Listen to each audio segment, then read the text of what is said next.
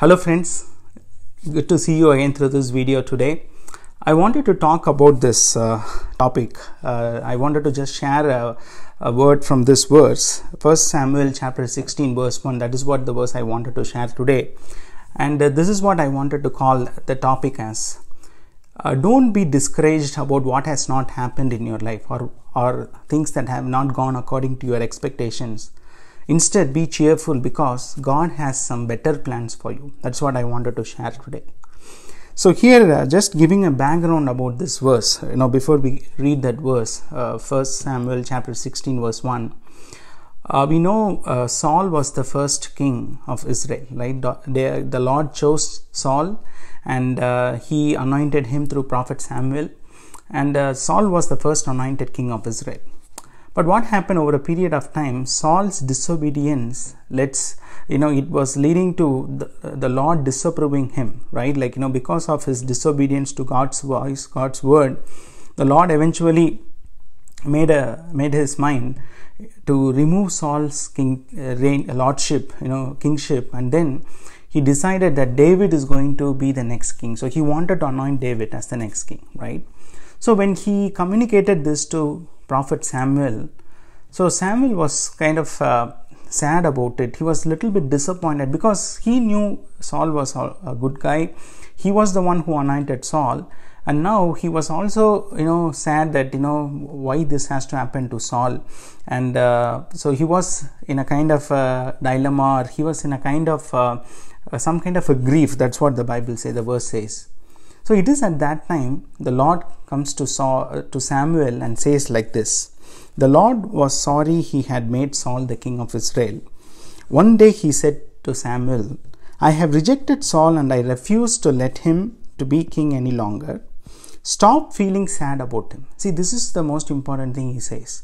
You don't need to feel sorry for him. Just stop being sad about this whole thing, this change that I'm trying to bring.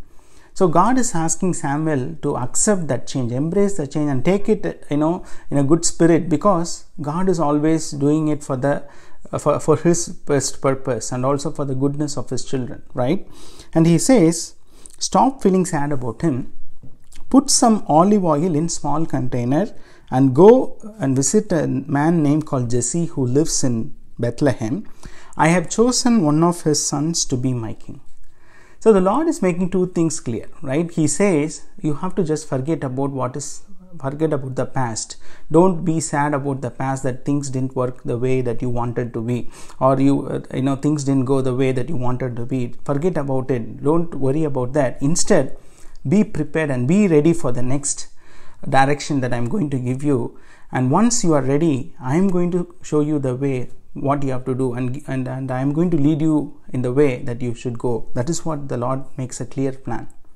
So just applying this in our life also today, many times we also in this kind of a situation where something that we started with so much of confidence, or something that we were so happy to begin with, when we get stuck in the middle of the process, or down the lane when we see that it is not going to work for us, or there is something that we have encountered a loss, or something unexpected happens, the first question that comes to our mind is, why should God let this to happen? Why should God let this happen to me?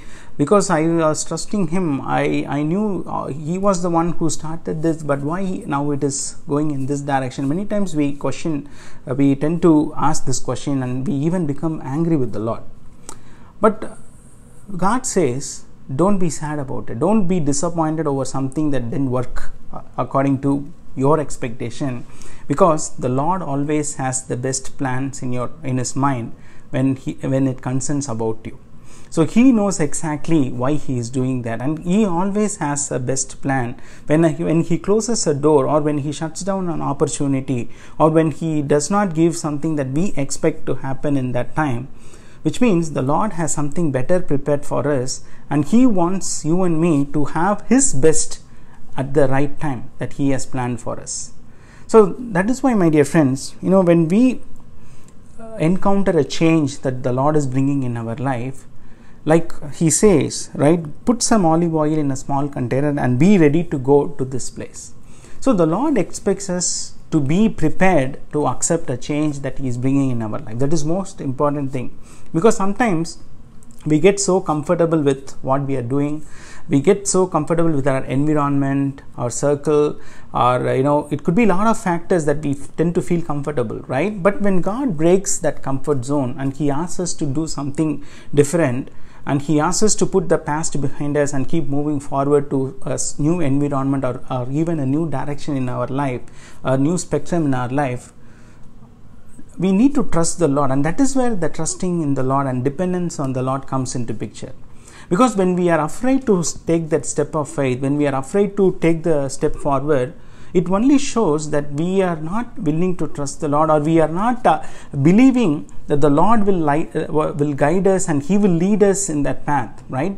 So if you and I, if we are very sure that this is the calling of the Lord, this is where he wants me to go, and this is the direction he wants me to take. So when we are very sure about it, and when we believe that the Lord who is called us is faithful and he will do it for us, then we won't have any issue in taking that step of faith and going in the direction that God sets us for us.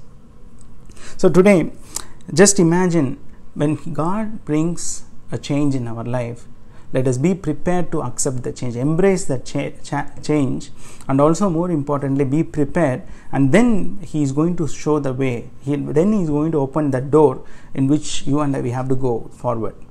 So don't worry about the past, or don't worry about something that didn't work out, because God knows exactly what he is doing in your life. When you have completely trusted in him, when you are depending on him for each and every step of your life, you can be assured that even sometimes if you don't understand why he is doing that all things work together for good to those who are called according to his purpose and to those who love God.